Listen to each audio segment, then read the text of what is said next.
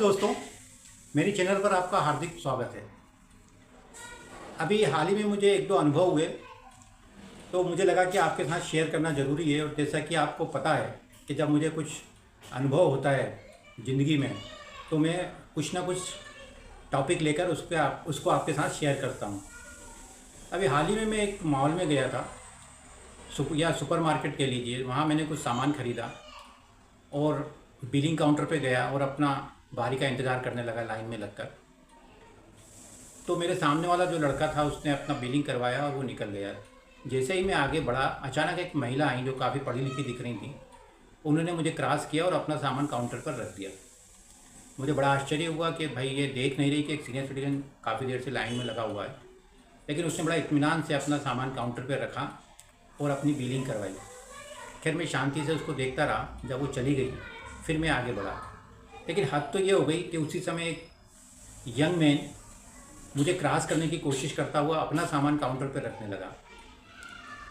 मेरा पेशेंस फिर जवाब दे गया और मैंने उसको कुछ हल्का सी डांट पिलाई। तो मेरा कहने का मतलब ये है कि हम भारतीयों में सिविक सेंस की कमी क्यों है। सिविक सेंस मतलब नागरिक चेतना। दैनिक व्यवहार में हमारे जो छोटे छोटे अनुशासन का हमको पालन करना चाहिए, वो अनुशासन का पालन हम नहीं करते। ऐसे अनुशासन जिससे कि दूसरे की ज़िंदगी और हमारी ज़िंदगी भी सुलभ रहे, आरामदायक रहे। सड़क पर जाएंगे तो 2 मिनट रुक नहीं सकते। यदि सामने कोई पैदल व्यक्ति जा रहा है तो हम अपना वाहन रोकेंगे नहीं, उसको क्रॉस करने की कोशिश करेंगे। हद तो जब हो जाती है जब एयरपोर्ट पे मैं देखता हूँ कि बोर्डिंग होने के बाद और बोर्डिंग का जैसे ही अनाउंसमेंट होता है, लोग ऐसी भीड़ लगा के आगे घुसने की कोशिश करते हैं, जबकि जोन डिक्लेयर्ड होता है, जोन 1 जोन 2। लेकिन इसके बाद भी लोग ऐसे अंदर भागते हैं जैसे कि प्लेन इनको छोड़ के चला जाएगा। अरे भाई, आपके पास बोर्डिंग पास है, आपको प्लेन छोड़ के नहीं जाने वाला। लेकिन लोगों में तो बिल्कुल पेशेंस हमारे यहाँ है ही नहीं। आप देखिए, जब आप हेवी ट्रैफिक में फंसे हुए हैं और बड़े अनुशासन का पालन करते हुए आपने अपनी गाड़ी एक तरफ लाइन में लगा के रखी है, अचानक एक पीछे से गाड़ी आएगी और आपको ओवरटेक करके सामने रास्ता जाम कर देगी।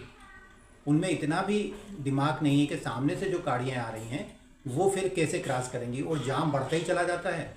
जो जाम 10 मिनट में ख़त्म होने वाला था या 5 मिनट में ख़त्म होने वाला था, उस जाम को क्लियर करने में घंटों लग जाते हैं और आप खुद भी लेट होते हैं, दूसरों को भी लेट करते हैं।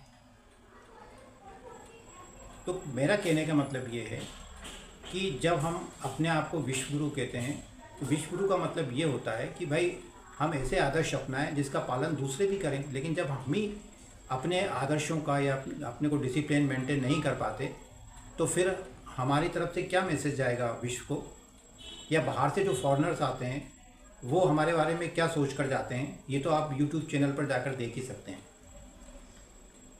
मेरा सिर्फ इतना सा निवेदन है कि थोड़ा सा सिविक सेंस की तरफ ध्यान दें, जिससे कि हमारे देश की हालत पलट सकती है।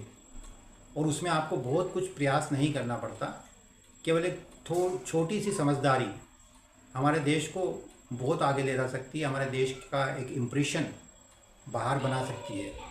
तो दोस्तों, एक बार अपने आप से प्रश्न करिए कि क्या मैं सिविक सेंस जानता हूँ? क्या मैं सार्वजनिक स्थान पर कचरा फेंकने से बचता हूँ, कचरा नहीं फेंकता? क्या मैं ट्रैफिक में अपने कार या व्हीकल को ओवरटेक करने की कोशिश करता हूँ? या फिर मैं कहीं भी जाता हूँ तो क्यू में लगकर पेशेंशली इंतज़ार करता हूँ? और भी काफ़ी सारी चीज़ें हैं जो आपको सिविक सेंस सिखा सकती हैं। तो दोस्तों, आपको अपना समाज को आगे बढ़ाना है, प्रोग्रेस करना है, तो कृपया करके सिविक सेंस की तरफ भी थोड़ा ध्यान दीजिए। जब तक आप सिविक सेंस नहीं सीखेंगे, कोई भी देश तरक्की नहीं कर सकता।